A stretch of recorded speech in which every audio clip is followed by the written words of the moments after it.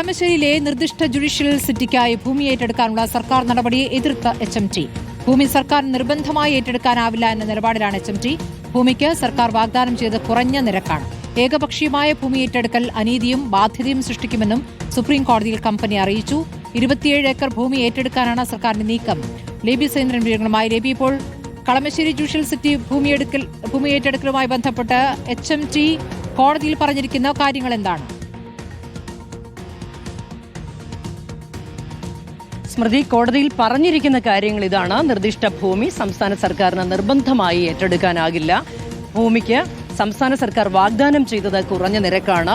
അതുപോലെ തന്നെ ഭൂമിയുടെ വിപണി മൂല്യത്തിനനുസരിച്ച് നഷ്ടപരിഹാരം ലഭിക്കാൻ HMTക്ക് അർഹതയുണ്ട്. ഏകപക്ഷീയമായ ഭൂമി ഏറ്റെടുപ്പ് അനീതിയും ബാധ്യതയും സൃഷ്ടിക്കും.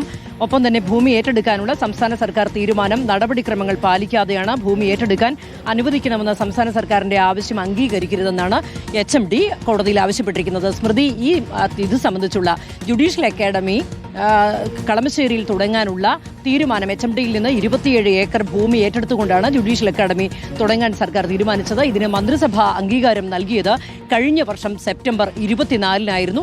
അതേ തുടർന്ന് ഇതിന്റെ പ്രാഥമിക നടപടിക്രമങ്ങൾക്ക് ആഭ്യന്തര വകുപ്പിനെ ചുമതലപ്പെടുത്തിയിരുന്നു. അതുമാത്രമല്ല, പ്രാഥമിക രൂപരേഖ പൊതുമരാമത്ത് വകുപ്പ് തയ്യാറാക്കിയിരുന്നു. അതിൽ 12 ലക്ഷം ചതുരശ്ര അടിയിലാണ് 1000 കോടി മുതൽ മുടക്കിൽ ഇത്തരത്തിൽ 27 ഏക്കറിൽ ജുഡീഷ്യൽ അക്കാദമി കൊണ്ടുവരാൻ സംസ്ഥാന സർക്കാർ തീരുമാനിച്ചിരുന്നത്.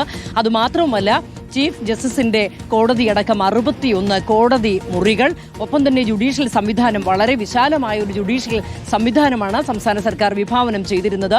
അതിനാണ് ഇപ്പോൾ HMTയുടെ ഭാഗത്ത് നിന്ന് തിരിച്ചടി ഉണ്ടായിരിക്കുന്നത്. സ്മൃതി, ശരി, ലിബി സെന്ദ്രാണ് വിവരങ്ങൾ നൽകിയത്.